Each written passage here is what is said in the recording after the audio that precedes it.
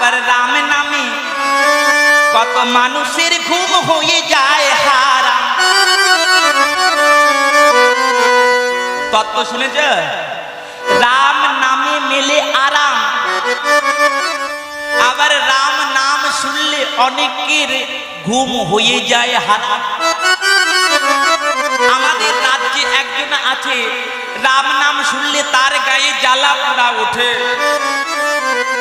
বুঝতে পেরেছে তো? আমাদেরও একজন আছে, রাম নাম শুনলে তার গায়ে জ্বালা পোড়া ওঠে। হরি বল হরি বল। বাবা, রাম রাবণকে বধ করেছে, করে নাই? তত্ত্বগুলো মিলাবে। আমি বলেছি নতুন নতুন প্রোডাকশন দেবো তোমাদের, শুনে নাও। আমি পালাও করছি, আমি আলফাল কথা বলছি না, পুরো তত্ত্বের উপরে রূপের পরে বিশ্লেষণ হচ্ছে। রাম রাবণকে মেরেছে, মেরে নাই? অক্ষরটা কি? র।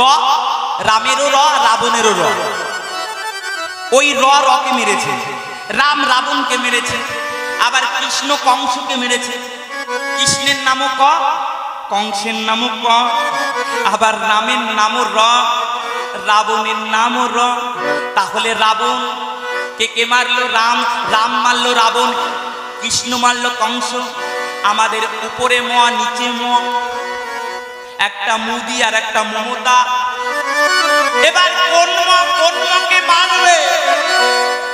হরে কৃষ্ণ হরে রাম না বললে তার বুকে যাবে কাম। একবার বলো জয় জয় রাম, জয় শ্রীরাম। হিন্দু হয়ে যদি না বলো রাম, তাহলে তুমি তো হারাম বেটা। যদি বুক ফুলিয়ে রাম না বলতে পারিস, তাহলে তোর হিন্দু হওয়া কলঙ্ক, তুই মরে যা।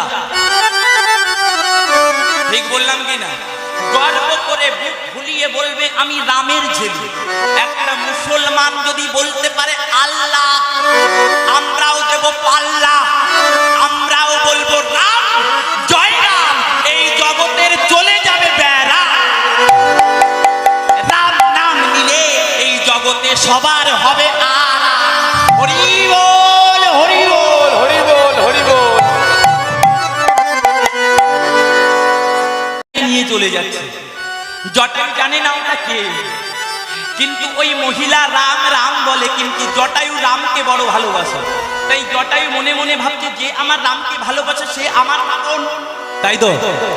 তাই আজকে জটায়ু পাখি ওই সীতামাকে রক্ষা করতে আজ যে উড়ে উড়ে চলেছে। বাবা, যখন উড়ে উড়ে জটায়ু চলেছে, আর ওই রাবণ বেটা কি করেছে? তার